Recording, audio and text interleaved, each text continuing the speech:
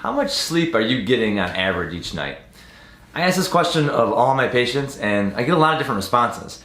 I would say the average response that I get is somewhere around 6 to 7 hours, but the recommended dosage for adults is 7 to 9 hours.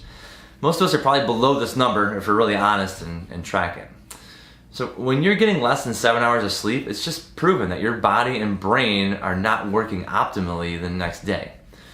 This is going to be the first video in a series that I'm shooting on sleep for you guys, so pay attention and you may just be able to use this as a performance enhancing drug.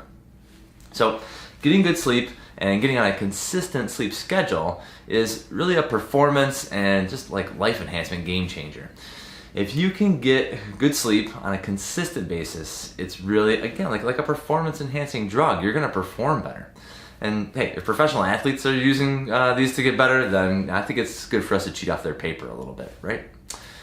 Let's discuss all the kind of negative side effects of poor sleep. So if you aren't getting the 8 hours that your body really needs, you can expect things like memory issues, trouble concentrating at work, mood changes, weakened immunity, high blood pressure, weight gain, increased risk for diabetes, low sex drive, risk of heart disease, and even poor balance.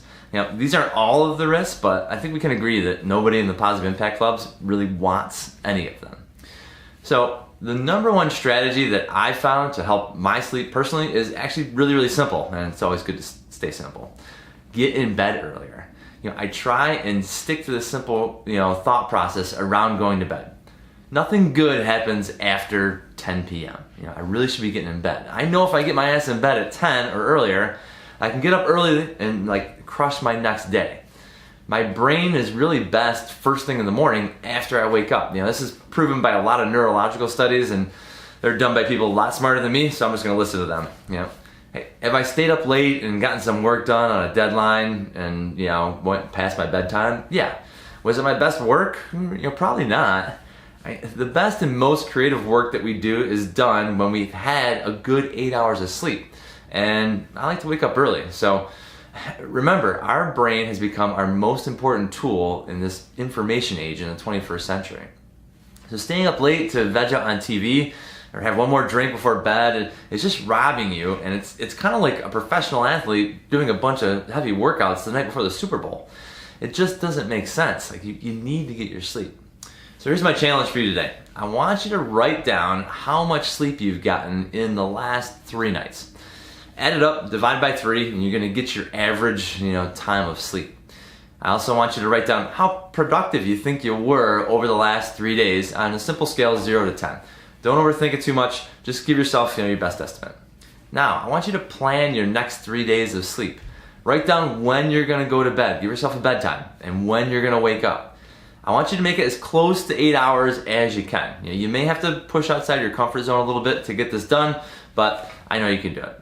So after you do your 3-day mini challenge, I want you to write down how productive you think you were on a scale from 0 to 10. And then I want you to compare that to the previous 3 days. And so if you got more sleep, I think you're going to find that you're going to see an increase in your own personal productivity score. I think this exercise is worth a shot. You just got to get it done.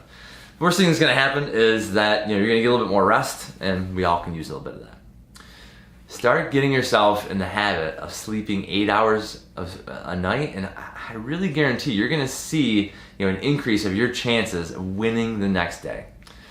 You guys, if you know someone who looks a little groggy in the office today, forward them this video and they can take a look at it and really use sleep as your performance enhancing drug.